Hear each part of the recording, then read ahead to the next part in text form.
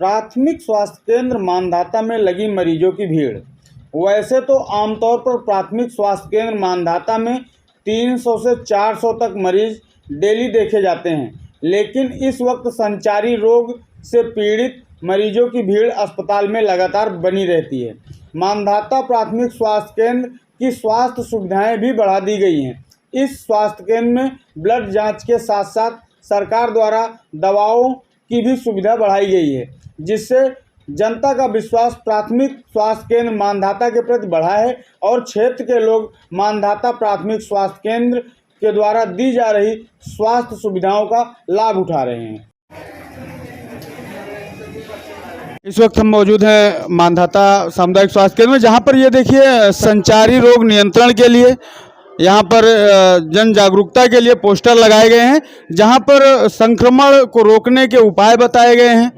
और सबसे विशेष बात इसमें जो बताई गई वो मच्छरों से बचने के लिए ही खास तौर पर इसमें निर्देशित किया गया है। और यहाँ पर आप देख सकते हैं मेरे पीछे मरीजों की भीड़ है। लगभग ये भीड़ हमेशा रहती है यहाँ पर। और जब हमने डॉक्टर साहब से बात की तो डॉक्टर साहब ने बताया कि 350 से 400 मरीज हम डेली यहाँ पर देखते हैं। आप ये देख सकते हैं, ये शायद ये पर्ची कटाने की जगह है। 1 रुपये की यहाँ पर्ची कटती है और यहाँ पर देख सकते हैं आप किस तरह से भीड़ लगी हुई है। मरीजों की संख्या बहुत ज़्यादा है। यहाँ पर हमारे साथ मौजूद हैं डॉक्टर अभिषेक सिंह जी। अभी अस्पताल में जब आए तो बाहर मरीजों की बहुत ज़्यादा भीड़ लगी हुई है। हम इनसे बातचीत करेंगे कि इस समय इतनी भीड़ मरीजों की क्यों है, संक्रमण की वजह से भीड़ है या आमतौर पर इस अस्पताल में इतनी भीड़ रहती है। आपका बहुत बहुत स्वागत हमारे देवप्रभात समाचार में। सर ये बताइए आप, हम यहाँ भी आ रहे हैं आपके अस्पताल में तो मरीजों की बहुत ज़्यादा भीड़ लगी हुई है, इसकी वजह क्या है?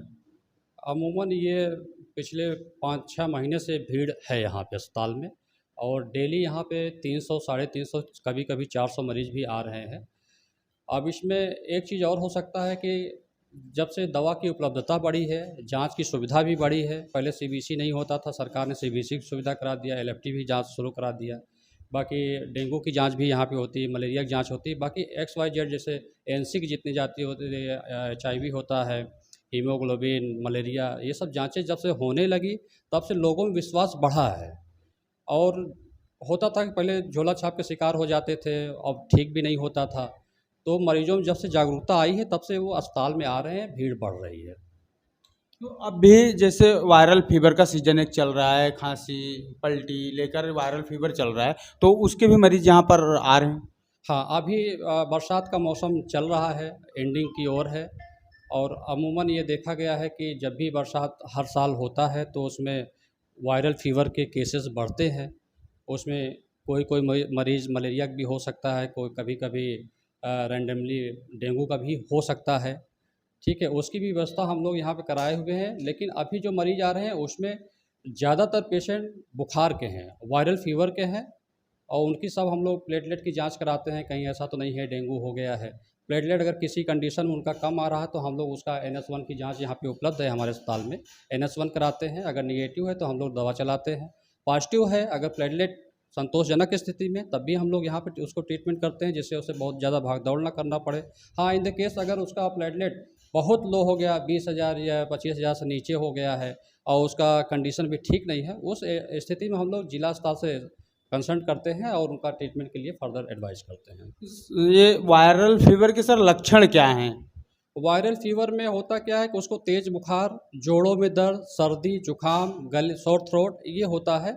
और ज़्यादातर पेशेंटों में ये देखा जा रहा है कि चक्कर आ रहा है। चक्कर एक सिम्टम हो सकता है प्लेटलेट घटने का, तो उसमें हम लोग गेस करके उसको जो है फिर जांच कराते हैं कि इनकी जांच की ज़रूरत है, और उसमें जो फाइंडिंग्स आती हैं उस फाइंडिंग के हिसाब से फिर उसका ट्रीटमेंट किया जाता है। वायरल फीवर घर में किसी व्यक्ति को मान लीजिए है और घर में रहने वाले और लोगों को इस संक्रमण का शिकार ना हो, इसके लिए क्या बचाव जरूरी है घर में? हाँ, अच्छा क्वेश्चन था।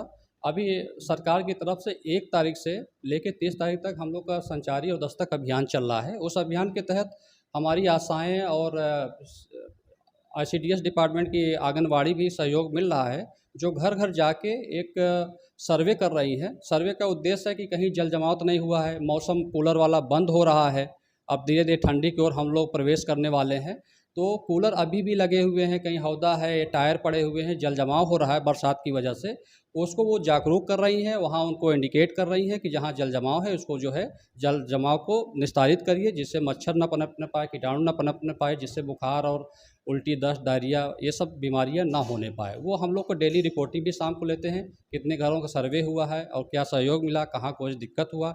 हाँ, उसमें हम लोग अलग से एक चीज़ चलाए हैं। हमने कहा कि अगर कहीं पे उल्टी या दस्त का कोई रोगी मिलता है किसी घर में, आप तत्काल उसी समय वहाँ पे ORS की पैकेट और जिंक की गोली उपलब्ध करा दीजिए, जिससे उसको एक समय मिल जाएगा ट्रीटमेंट कराने के लिए। और उसको इंडिकेट करिए, आप नज़दीकी स्वास्थ्य केंद्र में जाके अपना ट्रीटमेंट कराएं।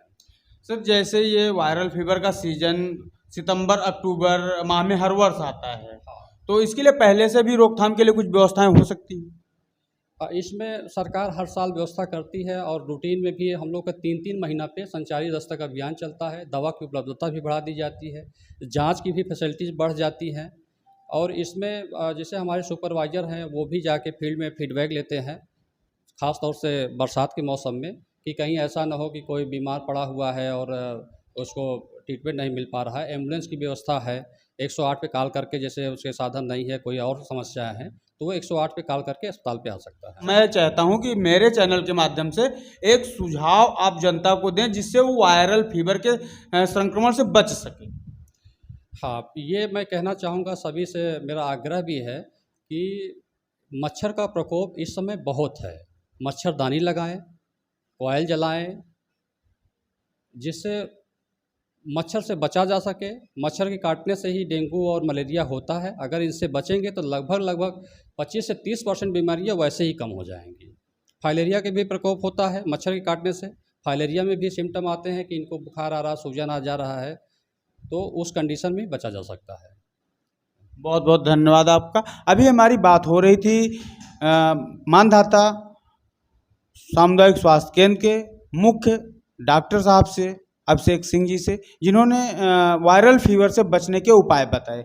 जो लोग इस खबर को देख रहे हैं उन्हें हम बताना चाहेंगे कि वायरल फीवर ये जो है, ये छींक और खांसी से भी फैलता है। तो अगर घर में कोई भी व्यक्ति वायरल फीवर का शिकार है तो अपने मुंह को ढकें, उसके मुंह को ढक के रखें जब तक वो बुखार से ठीक नहीं हो जाता। और ख़ास तौर पर अस्पताल जैसी जगहों पर आएँ तो मास्क का प्रयोग जरूर करें, जिससे दूसरे से संक्रमण उनके चेहरे तक ना पहुंचे, उन तक ना पहुंचे और वायरल फीवर से वो बच सके। आप देख रहे हैं देव प्रभात समाचार, मैं अंजनी तिवारी, कैमरा पर्सन बीरेंद्र पटेल के साथ।